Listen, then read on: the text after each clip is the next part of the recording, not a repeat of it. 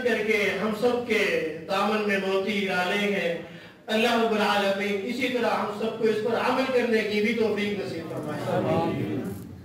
अब इसके बाद वो हुफ़ाज़े किराम जिन्होंने इस मर्तबा कुरान करीम की तकमील की है, अल्लाह की इस अमानत को अपने सीनों में महफूज किया है,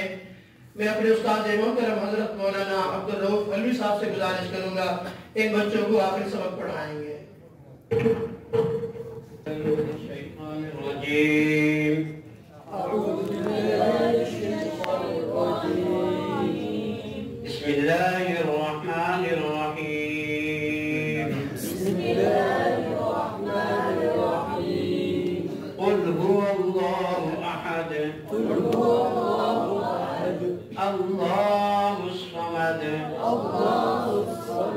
لم يلد ولم يولد ولم يكن له كفوا أحد بسم الله الرحمن الرحيم قل أعوذ برب الفلق من شر ما خلق ومن شر غاسق إذا وقب ومن شر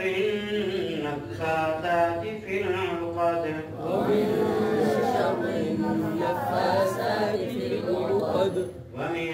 شر حاسد إذا حسد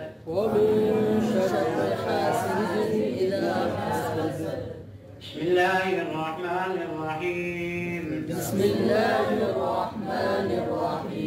قل أعوذ برب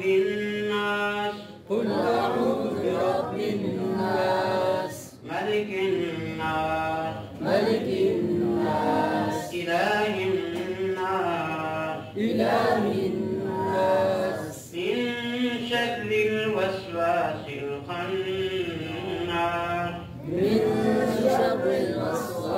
الخناس الذي يوسوس في صدور الناس من الجنة والناس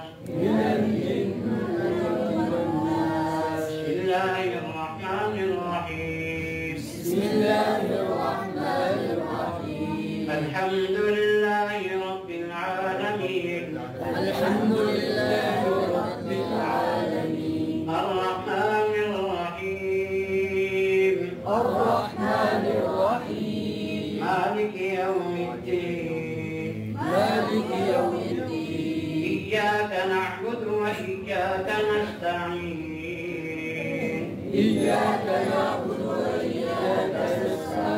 اهدنا الصراط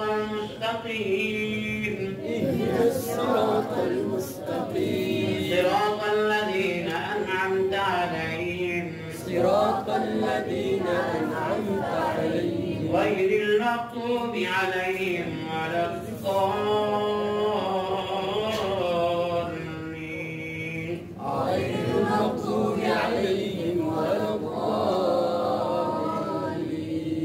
آمين اللهم آنس وحشتي في قبري اللهم ارحمني بالقرآن العظيم واجعله لي إماما ونورا وهدى ورحمة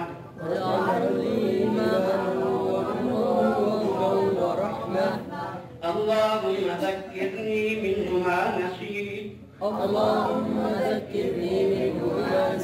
وعلمني منه ما جهلت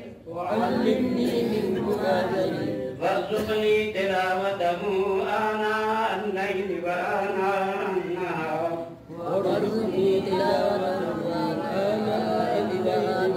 واجعله لي حجة يا رب العالمين آمين